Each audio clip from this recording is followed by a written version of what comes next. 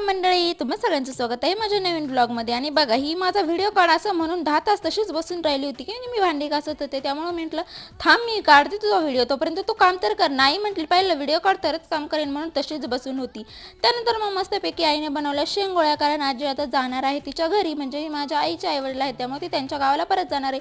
म्हणून माझे पप्पा म्हटले की चला आता मस्तपैकी या शेंगोळ्याचा बेत तरी बनवूया, आजीच्या हातची शेंगोळी तरी खायला. म्हणून माझ्या आईला येतात तशी, पण ती आळशी खूप आहे, म्हणजे येतं तिला सगळं पण ती करत काहीच नाही. त्यामुळे मग मस्तपैकी आजीकडून शेंगोळ्या बनवून घेतल्या. तर मस्त बाजरीच्या भाकरी केलेल्या आहेत, नाही सॉरी ज्वारीच्या आहेत, त्या मीच केलेल्या आहेत पण तरी विसरली. आणि ते माझी आई पापड भाजत आहे, आता ते शेगडीवरती जळतो म्हणून असं करत आहे. त्यानंतर मग माझ्या बहिणीसोबत आम्ही आलो होतो पार्लरमध्ये. ते इथं करते तिचं काय ते आयब्रो बिब्रो काहीतरी. त्यानंतर मग मी घेतलं 2 नेल पेंट. आता केलंच आहे तर म्हटलं पैसे वेस्ट केल्याशिवाय मागं यायचंच कशाला बुवा.